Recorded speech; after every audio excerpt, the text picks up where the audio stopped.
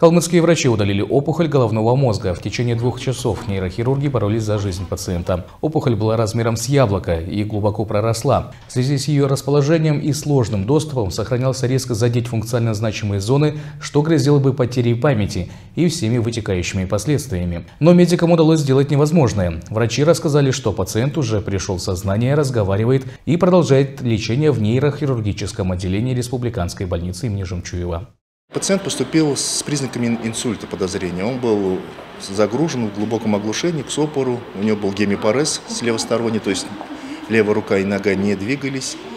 И в процессе еще оказалось, что он и ослеп. То есть он уже потихонечку слеп, а зрение падало.